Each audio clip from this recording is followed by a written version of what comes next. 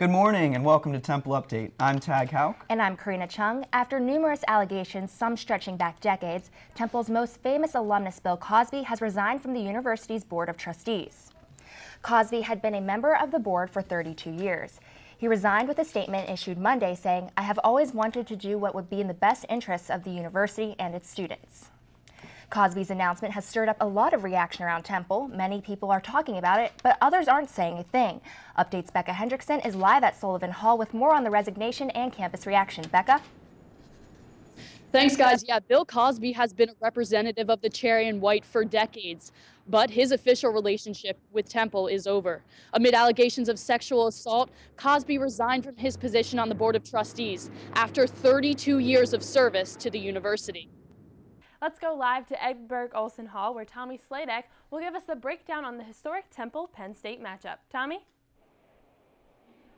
Hey, thanks, Kylie. I love a good Keystone State rivalry as much as the next person, but calling Temple-Penn State a rivalry seems a little outdated at this point, given the fact that Temple is 369-1 all-time against the Nittany Lions, and that last win coming all the way back in 1941. Melissa Seininger is live outside City Hall with more info on the latest bill. Melissa? Thanks, Tag. Now, City Council President Darrell Clark proposed a new ordinance that calls for the area around Temple University to be designated as an educational housing district. This will call for more involved roles by both the university and the landlords who rent to students. This past winter has proven that it's not always sunny in Philadelphia.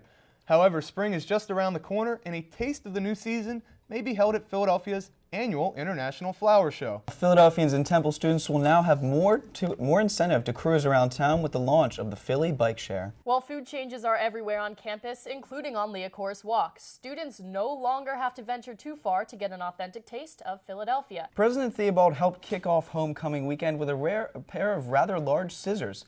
The ribbon dropped and the doors opened to the new Science and Education and Research Center on Friday. CERC is now officially the largest building devoted exclusively to scientific research in the Philadelphia region. We're here now with R.J. Clark. Now, R.J. is a member of the ROTC program at Temple and is currently in his senior year majoring in criminal justice. Thanks for being on the show. How are you? Doing great. Thanks for having me. Great. So how does being a member of the ROTC change your perspective of veterans? So I didn't come from a military family at all, so it's something I was new to, but you really gain a higher level of appreciation for the sacrifices that these people make day in and day out, and not just them but their families too. So that's something I've really gained an appreciation for through ROTC. We are now going to go over to Phil DuPont in the newsroom. He's been tracking national elections for us. Specifically today, we're going to look at the Senate races in Delaware and New Jersey. Phil?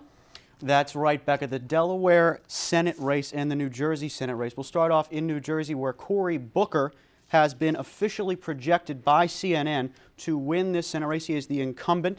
He will be having 61% of the vote as of 8:52 this evening.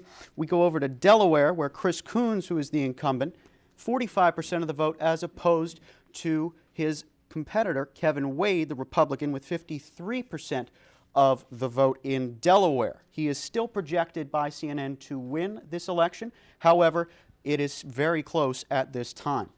Still to come on Temple Update, if you like video games, you'll love where our Tokyo correspondent was this week. Stay tuned for this semester's first report from Japan. Plus, Temple students get trashed. But don't worry, it's for a good cause. Next on Temple Update, turkeys won't be the only things thawing out this Thanksgiving. Sarah Ronas and your favorite Greek buddies will tell us what the weather is expected to be for fall break. Coming up on Temple Update, commuters will soon have a place to hang out in between classes. And Update's Ben Ott investigates the musical notes coming from Broad and Diamond. Coming up on Temple Update, Update's Spanish Connection. Ginger Roseo will tell us how Temple's Latin American community is getting more attention on the airwaves. And in our report from London this week, Temple students get together to taste some real home cooking. And back home, a Temple group gets ready for a weekend performance in Center City. I'm Kylie Winkler, and I'll show you what teams performed and which ones were just a little shy. Coming up. And I'm Alexandra Gallo. It's much colder today, but can we expect snow? I'll have that coming up. Don't go anywhere. Temple Update. We'll be right back.